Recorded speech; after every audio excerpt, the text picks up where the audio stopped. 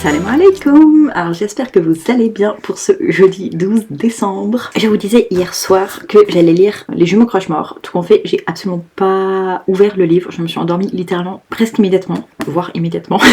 Je m'endors en lisant, enfin en écoutant le livre audio. Je crois que j'ai même pas entendu une phrase entière du livre audio tellement que je me suis endormie vite. Donc j'ai absolument pas lu du coup. Même ce matin, j'ai pas du tout eu le temps encore. Donc j'espère là le faire juste après ce clip-ci. Parce que comme je vous ai dit hier, j'aime bien le début. Puis j'aimerais vraiment avancer tout simplement. Donc Inch'Allah, je lirai ça juste après. Du coup, concernant les chevaliers d'émeraude, pardon, j'ai pas avancé non plus.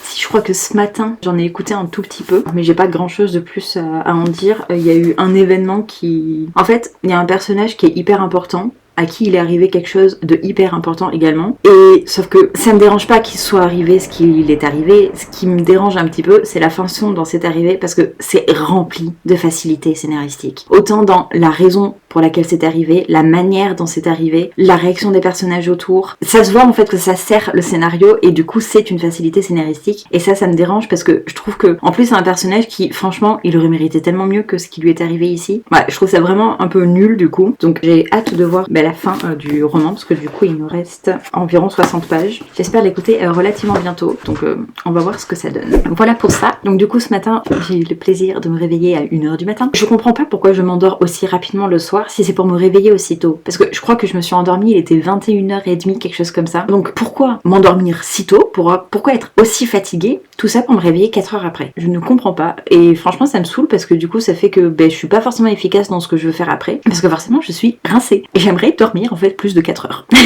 S'il vous plaît. Parce que du coup quand je me suis réveillée, donc j'ai essayé de me rendormir un petit peu en écoutant le livre audio. C'est là du coup que j'ai avancé un petit peu. Mais vu que je ne me rendormais pas, je me suis lancée dans le montage du coup du vlog que vous allez voir dans quelques heures pour moi. D'ailleurs j'espère qu'il vous plaira parce qu'il est un petit peu plus long du coup que ce que j'ai pu faire la veille. Ensuite j'ai attendu désespérément l'heure de la prière pour pouvoir aller dormir parce que j'avais vraiment mal à la tête. Enfin je commençais à avoir vraiment mal à la tête. Et ensuite quand je me suis réveillée, ma sœur m'a envoyé un message me disant que elle aussi elle était réveillée, qu'on pouvait du coup s'appeler. Donc on s'est appelé pendant je sais pas 1h30 peut-être. Ensuite j'ai mangé, mais entre temps j'ai reçu un petit quelque chose. Un petit quelque chose que je trouve que c'est hyper satisfaisant parce que je l'ai commandé le 6 décembre et c'est un bouquin par rapport à la Syrie. Et je sais pas si vous avez vu, mais le 8 décembre au matin, la Syrie a réussi du coup à se débarrasser du dictateur et du coup ça fait qu'ils sont libres. Du coup ce livre c'est encore plus impactant en fait. Je trouve que c'est une certaine valeur en fait de l'avoir maintenant que la Syrie est libre. Désolée, je suis un petit peu émotionnelle. Je trouve que voilà, ça a toute une autre vision en fait et alhamdulillah parce que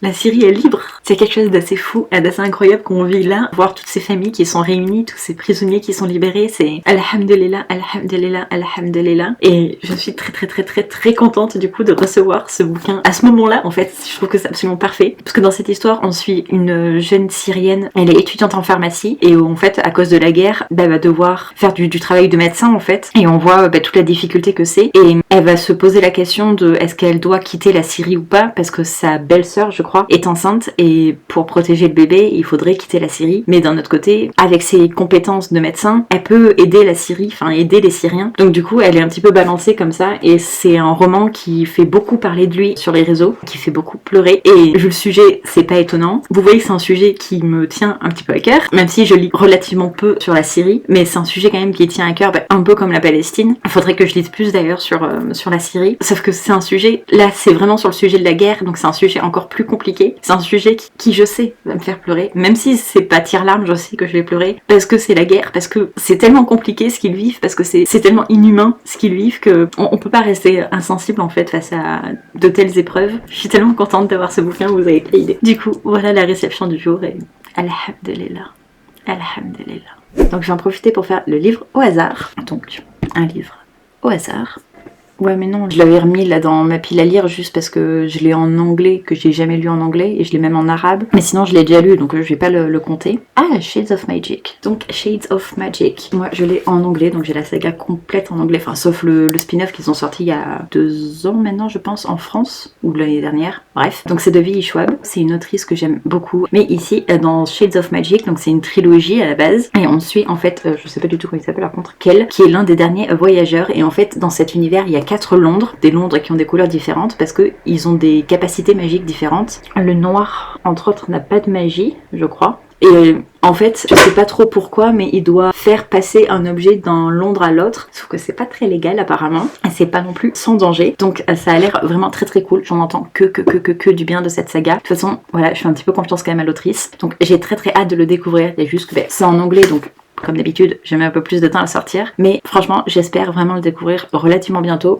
En plus, ce serait l'occasion de découvrir la plume de V.E. Schwab en anglais, sachant qu'en français, elle est déjà absolument magnifique. Elle a un côté un petit peu poétique qui est sublime. Donc, j'ai très très hâte de la découvrir également en anglais. Donc, peut-être que dans les mois à venir, je lirai enfin Shades of Magic, qui me tente énormément. En plus, j'adore cette couverture. Je trouve que la saga qui est sous ce format-là, sous cette édition, elle est absolument sublime. C'est ma soeur qui me les a offerts et alhamdulillah encore une fois. Sur ce, voilà pour le moment. Je vous retrouve du coup, Inch'Allah, un petit peu plus tard pour parler de Les Jumeaux Croche-Morts.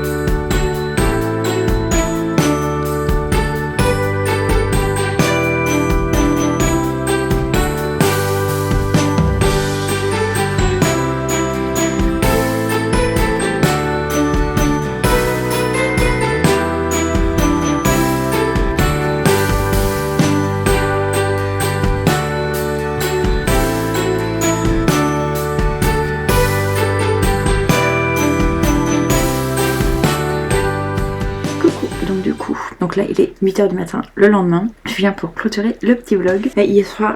Hier soir, j'ai bien avancé un petit peu dans Les Jumeaux Croche-Morts. On commence à voir un petit peu le côté un petit peu, comment dire, original et particulier des grands-parents. On se demande vraiment du coup qui ils sont, pourquoi ils ressortent d'un coup soudainement. Donc pour le moment je suis vraiment plutôt intriguée en fait de ce qui va se passer dans cette nouvelle maison avec leurs grands-parents, qui sont leurs grands-parents et pourquoi ils ont l'air aussi particuliers. Qu'est-ce qui fait d'eux en fait qu'ils soient aussi particuliers d'après l'avocat. Donc très très hâte de continuer. Inch'Allah, je vais avancer un petit peu aujourd'hui. J'aimerais vraiment beaucoup. Et lui, hier soir, je me suis endormie en le lisant comme d'habitude. Et j'ai absolument pas avancé. Donc je suis toujours à la page 337, donc environ 60 pages à lire. Donc Inch'Allah, je vais avancer ça aujourd'hui. Du coup, je vous retrouve demain pour vous dans une nouvelle vidéo. J'espère que vous allez bien. Je vous fais des bisous. Je vous retrouve donc demain. Et surtout, prenez soin de vous.